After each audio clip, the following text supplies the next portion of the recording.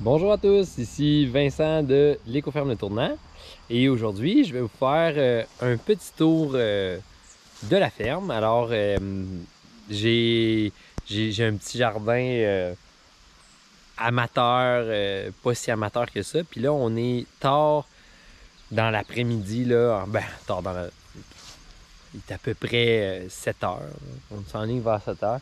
Puis le soleil est vraiment bas, puis il frappe sur le jardin. Là. Je sais pas quel genre d'image ça va faire. Peut-être que ça va être trop intense un peu le soleil. Mais c'est ça. Fait que je voulais juste vous faire un petit tour relativement rapide de propriété. Ça me tente pas de prendre trop de temps à expliquer différents concepts. Je réserverai ça pour des vidéos plus techniques. Alors suivez-nous. Ça va comme suit. Alors ici, on a implanté il y a quelques années, ça marche plus ou moins bien, des bleuetiers. On a eu un peu de bleuets. Puis ici, là, on l'a pas désherbé parce que ça n'a vraiment pas donné cette année. On a des framboisiers. Normalement, on a presque toutes nos framboises de l'année, mais cette année, avec les conditions climatiques, ça a été vraiment catastrophique. Ici, ça m'a fait bien de la peine. J'ai coupé des cerisiers qui étaient plus vraiment beaux. Là, je vais aller me débarrasser du bois. Puis on s'approche comme ça. Oh my god, man. Le soleil est puissant. Donc on rentre tranquillement dans le jardin. On va passer peut-être un peu par en haut.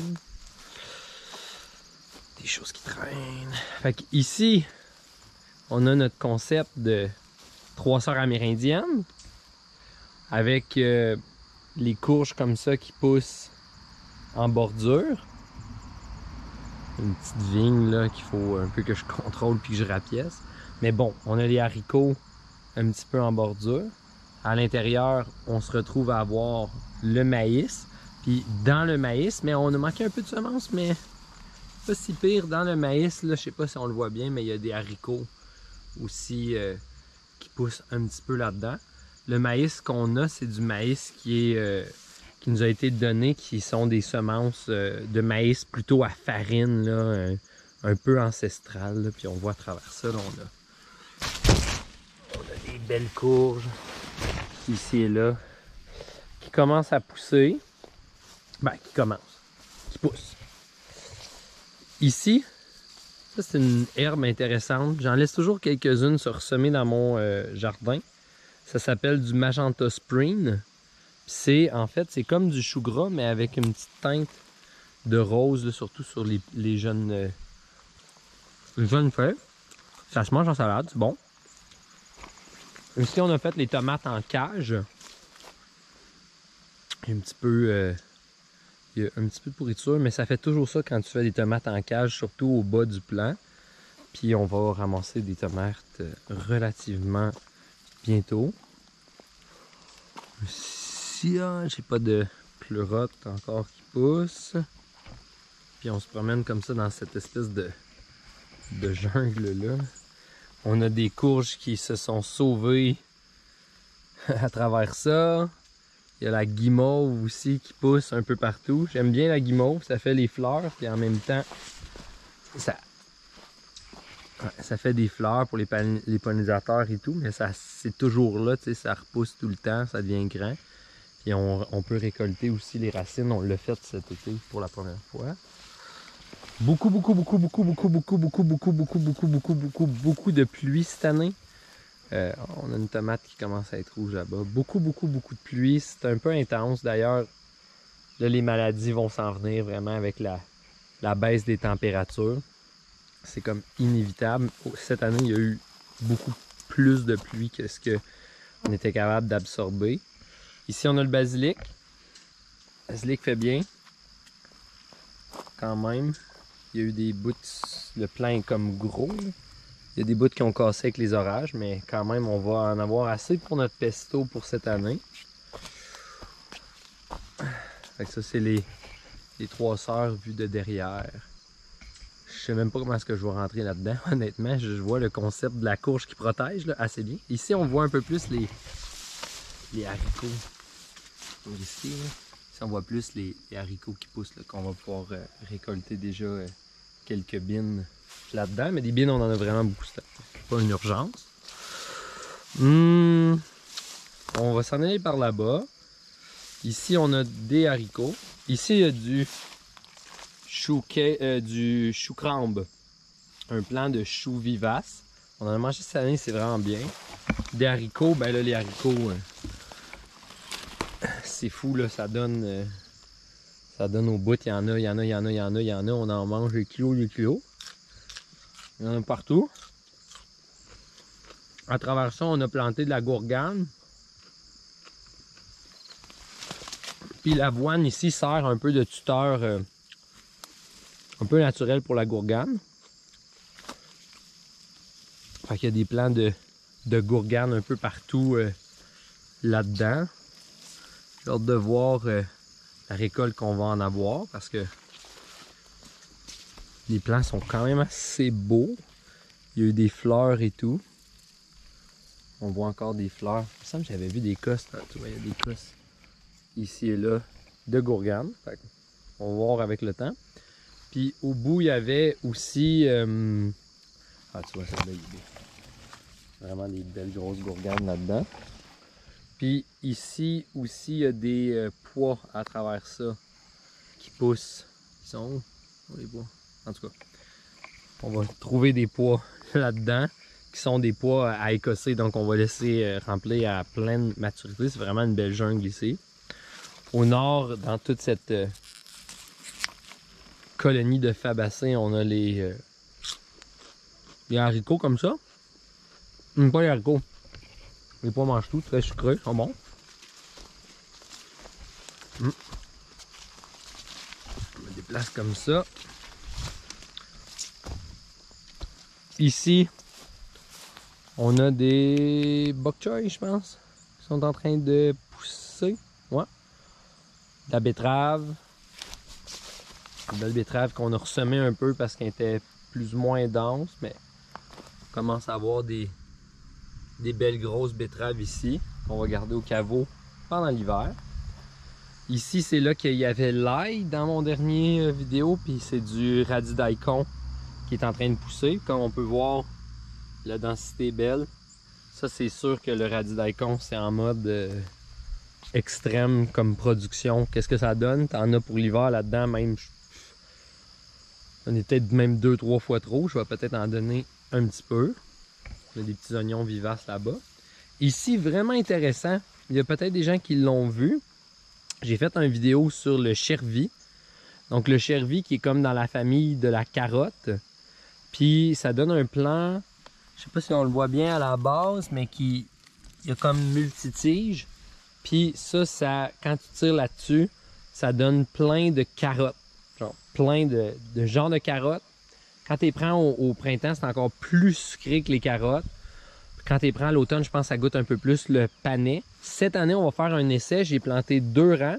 Il y a un rang que je vais garder pour le printemps, pour à la fin de l'hiver, on ramasse tout ça. Puis le deuxième plant qui est ici, je vais le planter, je vais le retirer entièrement à l'automne.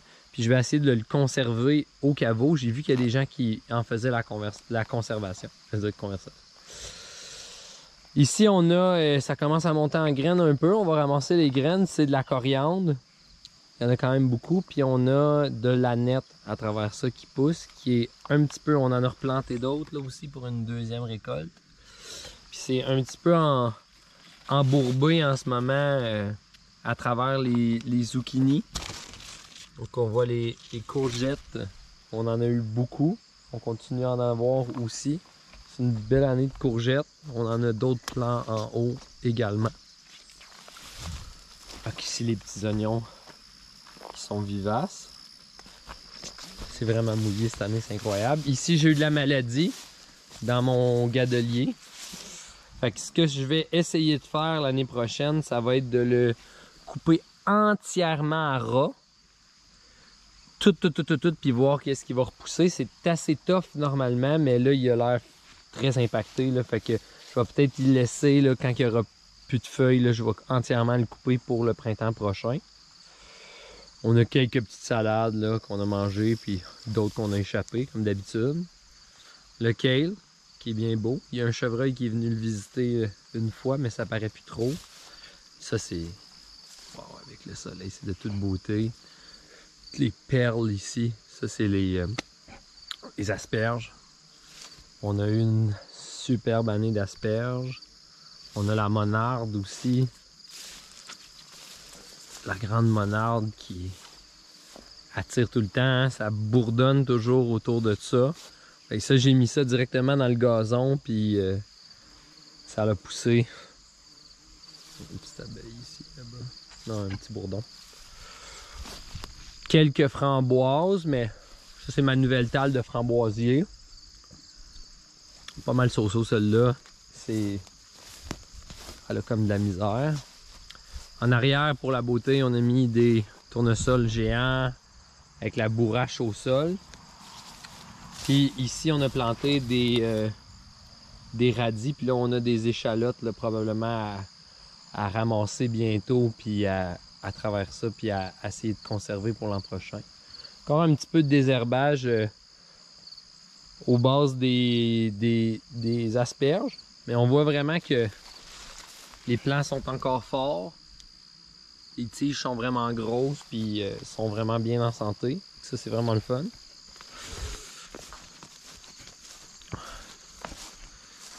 Alors ici, on a des argousiers. Mais ce que je me suis rendu compte, c'est que ces 2 femelles que j'ai mis, j'étais sûr qu'il y avait un mâle là. Fait qu'il va falloir que je mette un mâle pour l'année prochaine. Un petit cerisier qui pousse là, un petit cerisier ici aussi.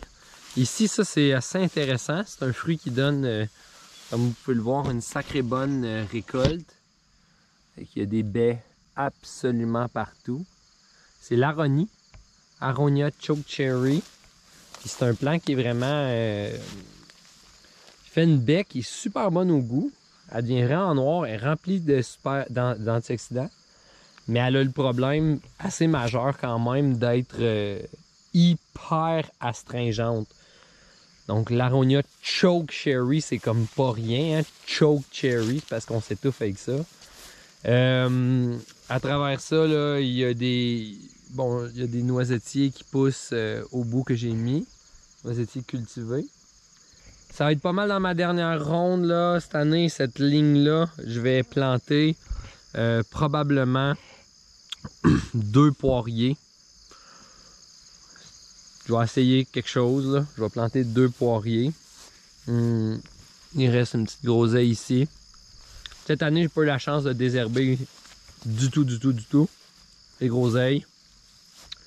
Puis les petits fruits. Ça, c'est un peu dommage. Ici, tu vois, il y a des baies ici qu'on voit là. Et je pense qu'ils sont pas encore prêts, ceux-là. Ça, c'est des prunes qui s'appellent des chums. Il y en a quelques-unes. Je sais pas si on voit bien. Donc, il y en a quelques-unes à travers ça. Peut-être un... Il semble encore dur. Il n'est pas encore assez molle. Fait que lui était en fleurs, mais il pousse vraiment drôle. Là. Il pousse comme à terre. C'est rampant. C'est un petit peu fatigant. Mais c'est la première année qu'il va me donner des prunes. Lui, il était rempli de fleurs. C'était vraiment extraordinairement impressionnant, les fleurs qu'il y avait là-dedans. Il n'y a pas un fruit. Il n'y a pas un fruit qui est resté. Mais il a fait sa job de polliniser celui qui est ici. Et fait que les fruits, hein. Oh, va être attaqué. Fait que les fruits, c'est comme des fois t'as la main heureuse, puis des fois t'as la main malheureuse. C'est beaucoup le climat qui régule qu'est-ce qui va se passer. Là. Regarde la poche de fruits ici. Alors ça, c'est les chums, les prunes cerises. Puis ils sont sur le point d'éclater. Il faudrait vraiment que je les récolte. Là. Toutes, mettons. Là, parce qu'ils commencent à être quasiment plus beaux. Mais donc je pogne ça. C'est vraiment intéressant comme petit fruit. C'est comme vert, jaune. Ben, c'est vraiment bon. C'est la première année qu'on en a. On en a quand même beaucoup. Je vais peut-être essayer de les faire déshydrater. Pour voir ce que ça donne. C'est vraiment bon. Comme j'ai plein d'argousiers, j'ai plein d'aronis, j'ai plein de choses comme ça, mais à part de la framboise et des bleuets, j'ai des gadelles, toutes sortes de choses. À part les framboises et les bleuets, là, c'est rare que tu croques dans le quoi puis c'est comme succulent. C'est ça au Québec. Ici, on a un pommier, il n'y a pas peu dire, qui est complètement chargé tout au long, complètement chargé. Regardez, la branche ici est en train de complètement plier. Donc chargé de pommes. C'est avec ce pommier-là, entre autres, il y en a quelques-uns, genre semi-sauvage. Je sais pas si on les voit bien en arrière, mais il y en a quelques-uns. Il y en a deux autres et un autre derrière. C'est avec ce pommier-là que je fais mon cidre. À toutes les années, je fais mon cidre pour l'année, puis ça fait du très bon cidre. J'ai une vidéo, je pense qu'on embouteille et tout. Mais je vais essayer peut-être de faire une vidéo quand on va le faire cette année.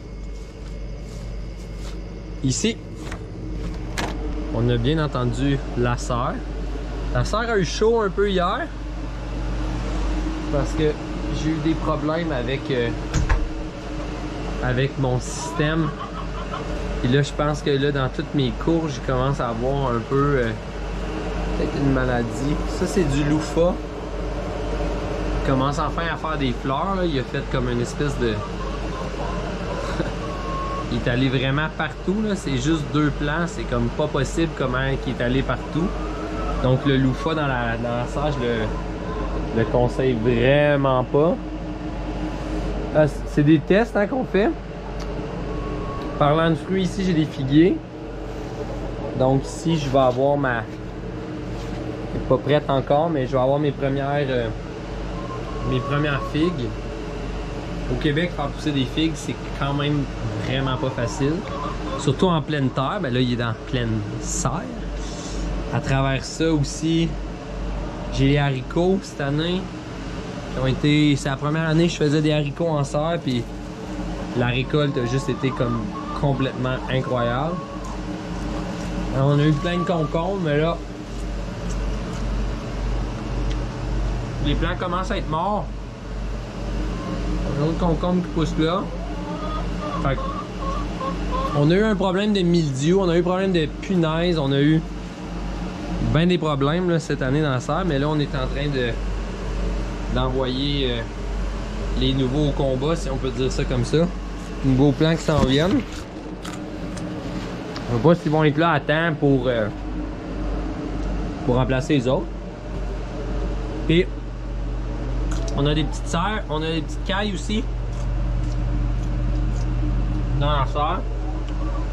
Ils nous larguent des œufs. Je sais pas si on va aller les voir.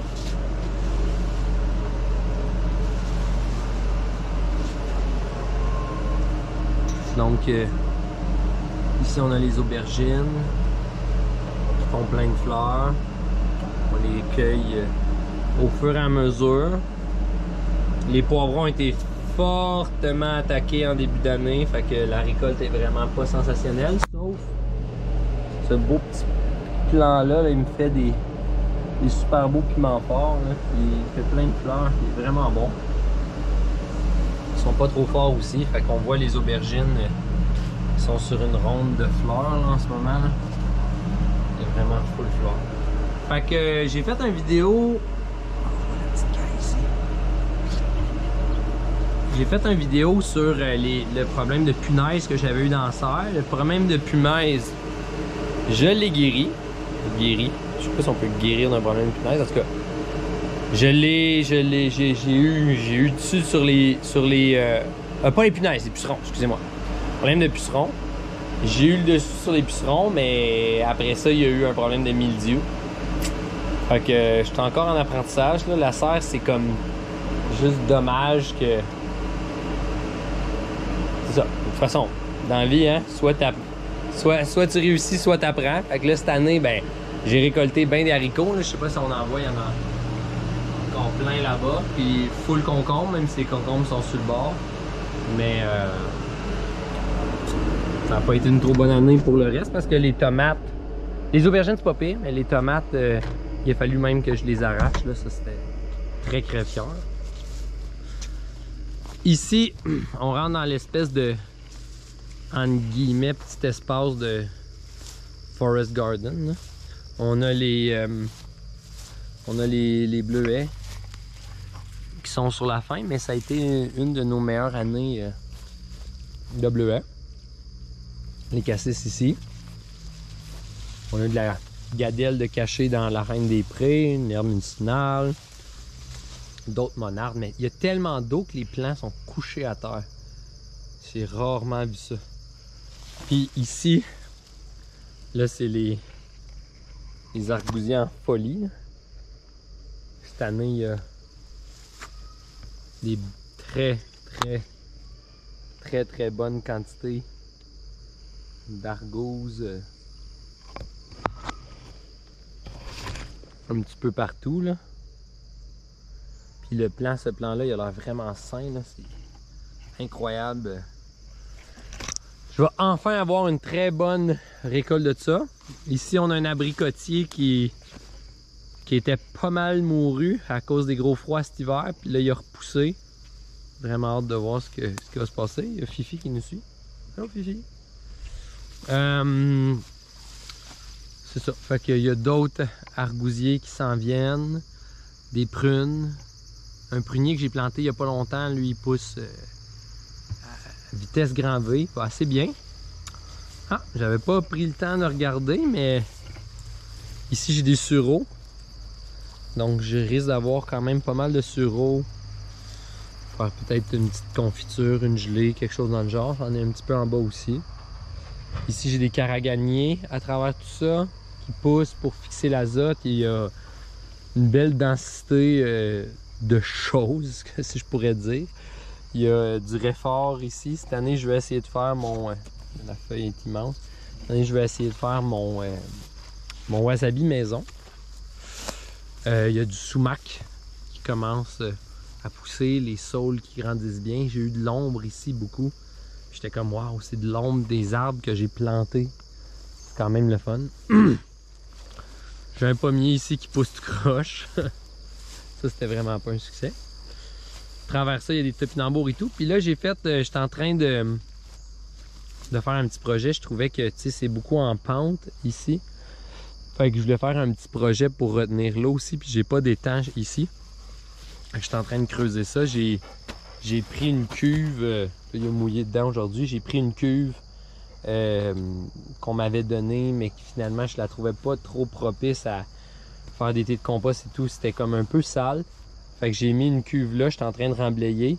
Puis ici, je vais planter tout autour des arbres, probablement plus entre guillemets, qui vivent à côté des étangs, si on veut. Puis je vais remplir tout ça d'eau. Puis comme ça va comme retenir l'eau, créer une petite humidité, amener aussi de la biodiversité, on espère. Je pense que oui.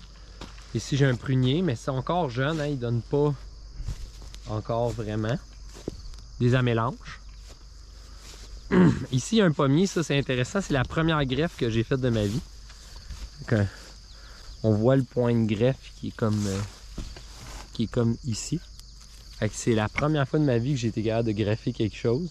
Fait que j'ai greffé un pommier cultivé, un dolgo, sur un pommier sauvage. L'intérêt de tout ça, c'est que les racines du pommier étaient vraiment bien établies par eux-mêmes. Puis en plantant le pommier, j'ai eu une meilleure croissance sur ce pommier-là en 1 an que sur genre 2 de mes pommiers que j'ai plantés quasiment à jamais. À travers ça, c'est ça. Il y a toutes sortes de... Il y a d'autres choses là-bas un petit peu. Là. Il y a des noisettes, des carriers, des chèvrefeuilles qui fait des petits fruits aussi pour les oiseaux plutôt. Ici, on a un robinier pseudo-acacia. Il y a des oliviers de bohème, toutes sortes de choses comme ça. Ici, on a un aune rugueux, je pense. Crispé rugueux, je suis plus sûr. Mais c'est celui qui fait le poivre des dunes. Fait que j'en profite à toutes mes années pour faire... c'est avec ces trucs-là là, qui poussent vers le haut. Ça goûte comme un petit peu le poivre. Ça fait un peu boréal, c'est bon. Ici, j'ai des carriers. Donc, qui commencent à faire quand même des grosses feuilles ont quand même de la difficulté, là, sont en plein soleil, c'est des arbres de forêt, ça va prendre encore plusieurs années, je pense, avant que ça se mette vraiment à décoller. À travers là, j'ai planté aussi des peupliers juste pour faire un peu de matière organique au sol. Et là-bas, on voit, je sais pas si on voit bien, ici j'ai des noyers, encore tout jeunes, mais qui commencent à débourrer, à sortir. J'ai un autre noyer là-bas. Ici, des chênes. J'ai planté à travers ça des châtaigniers, des noyers, des chênes à gros fruits. Il y a aussi ici des fèviers. Fait que c'est comme en guillemets, une forest garden que je veux faire, mais plus haut. Plus de gros arbres à noix. Donc, éventuellement, je vais pouvoir peut-être récolter les noix de ces arbres-là. On s'entend qu'il y a beaucoup de peut-être. Puis à travers ça aussi, il y a des caraganiers, entre autres, qui ont été plantés. Ici, on voit là, ce chêne-là comme... Je sais pas si on le voit bien, là, mais... Il est plus grand que moi, là. Ça, c'est le fun, ça. Quand un arbre commence à être plus grand que moi, là, je commence à être pas mal content. Surtout quand tu l'as planté puis il était gros comme ton petit doigt. Là, il est plus grand que toi, là, ça, c'est assez bien. On voit un autre pommier là-bas chargé de pommes qui vont me servir pour du cidre. Mais là, du cidre, je vais en avoir peut-être un peu trop. Il va falloir que j'invite les gens à venir en prendre. À venir en consommer avec moi. Ici. Ça, c'est drôle. C'est comme la fête foraine, party, tout le monde est invité sauf les chevreuils. Donc, on a eu des problèmes de broutage avec les chevreuils cette année. Puis, ce que j'ai décidé de faire, c'est de faire une clôture. Mais la clôture que j'avais le choix entre une clôture de 2100$ pour couvrir ce jardin-là, je trouvais que c'était comme insensé, c'était beaucoup trop d'argent. Ou une clôture qui était beaucoup plus cheapette, si on veut. Mais que les chevreuils, comme il y a tout un fil ici, mais que les chevreuils ne voyaient pas, fait qu'il fallait trouver une façon de rendre la clôture visible. Fait qu'avec les enfants, on s'est amusé, on a passé des banderoles puis tout le kit pour éviter que les chevreuils viennent. Puis là, on s'est fait comme une petite porte comme ça. Fait que là, ça, c'est les classiques courges et tomates qui poussent dans le plat de compost. Ça, c'est un compost qui est pas super hot. Malheureusement, comme beaucoup de fermiers dans le coin, on a de la maladie dans nos concombres.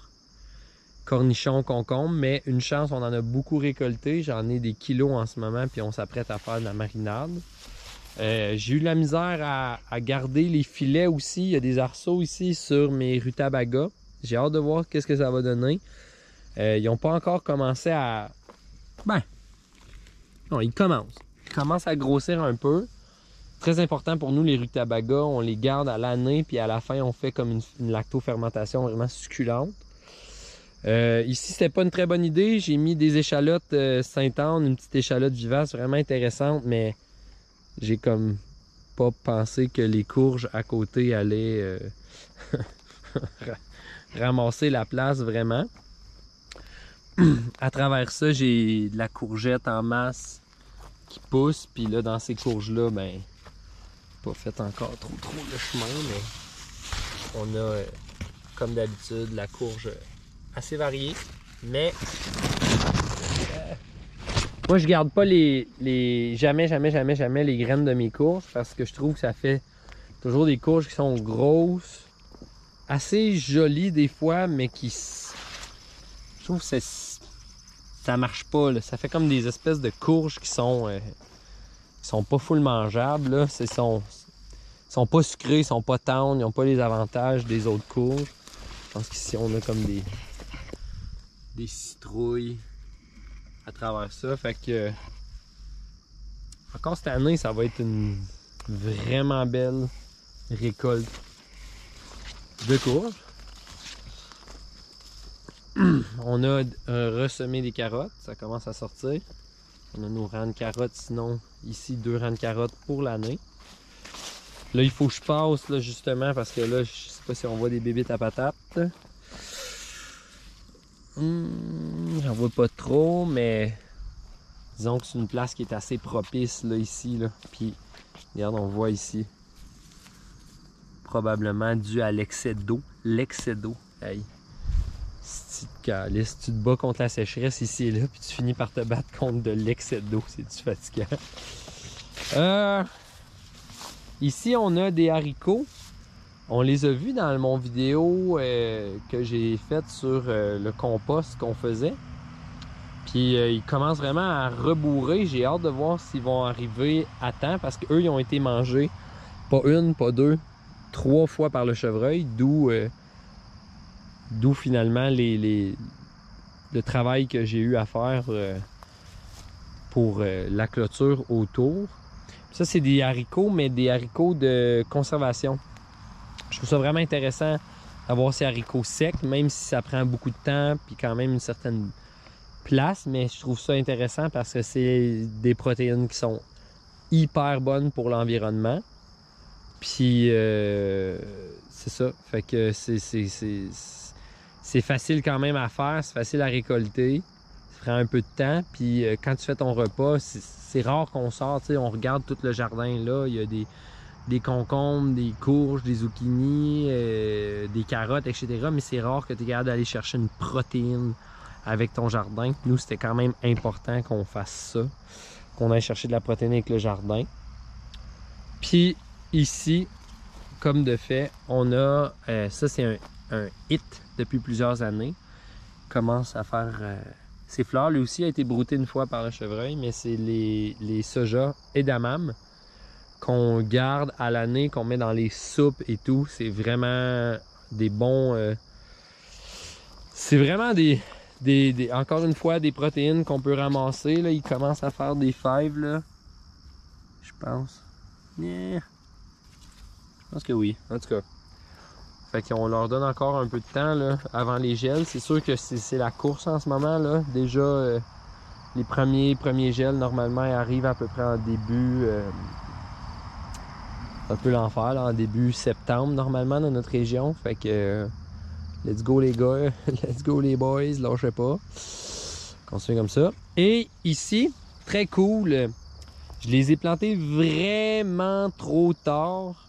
Ça fait longtemps que je fais des recherches sur des variétés d'oignons vivaces. Ça, c'est des oignons, en anglais, c'est les multiplier onions ou potato onions, donc les oignons patates. Puis ces oignons-là, comme on le voit, ils se multiplient par le bulbe. Sauf qu'eux, normalement, j'aurais dû les planter comme même en septembre. Tu sais, les séparer, les faire sécher ce que je veux garder, puis les replanter en septembre, octobre pour l'année suivante. Mais j'ai pas pu le faire parce que j'en avais pas, puis tout le kit. Puis bref, quand j'en ai vu dans un magasin, j'en ai acheté, je les ai mis. Mais tu sais, on était déjà passé juillet, là, on était en mi-juillet. Fait que je sais qu'ils seront comme pas prêts pour la récolte, mais je vais les subdiviser puis les replanter. Puis l'année prochaine, on va avoir une récolte. Ce qui est vraiment intéressant de cet oignon-là, c'est que c'est un oignon de conservation vivace. Puis les autres oignons, comme les oignons égyptiens, etc., c'est des oignons frais, vivaces. C'est la première fois qu'on aurait accès, mais pas dans le monde, là, évidemment, je suis pas le premier à planter ça, mais ici à l'écoferme Le Tournant, c'est la première fois qu'on aurait accès à un oignon de conservation vivace, vraiment intéressant. Ici, qu'est-ce qui est intéressant? Je croise vraiment mes doigts. Normalement, mes choux doivent être 100% couverts tout le temps. Je les ai recouverts dès le début.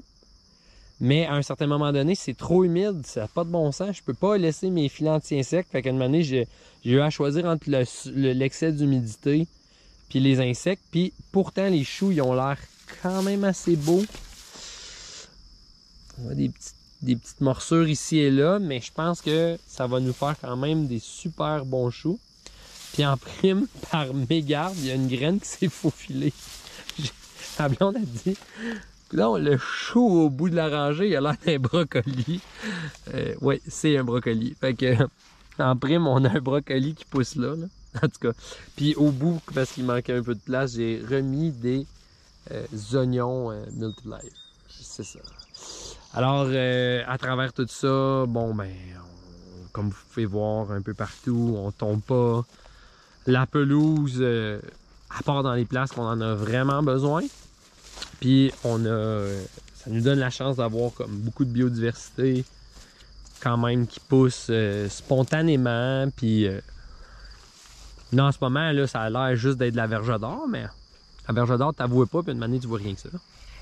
Mais il y a aussi, on voit comme ici, là, de la carotte sauvage qui pousse, puis il y a plein d'autres choses. Puis cette année, justement, on a observé des oiseaux pour la première fois depuis que je suis ici.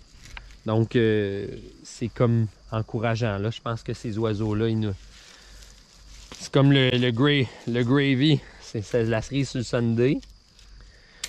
Oups, là. Excusez-moi, je suis en train de fermer ma clôture. Je vous ai fait donner une méchante rêve.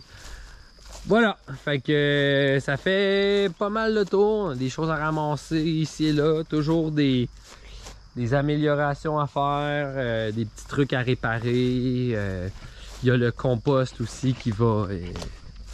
cette année, on a installé des bacs à compost, puis on commence à avoir comme des résultats quand même assez intéressants qu'on remet dans les jardins. Fait que, à travers ça, il y a les canards, les poules, mais il y en a quasiment plus, là, genre... Je veux en avoir d'autres, justement. Fait que voilà. Fait que ça fait un petit peu le tour. Ça fait plusieurs années que je mets un peu d'argent puis pas mal d'ouvrages sur le terrain. Ah oui, c'est ça. Peut-être dernière chose. J'avais vu une vidéo passer sur le Facebook de ma blonde. Puis... Ah ben... C'est quoi qu'il y a là-bas?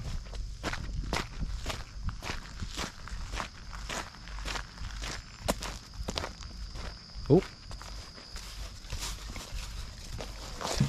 C'est qui? Oh!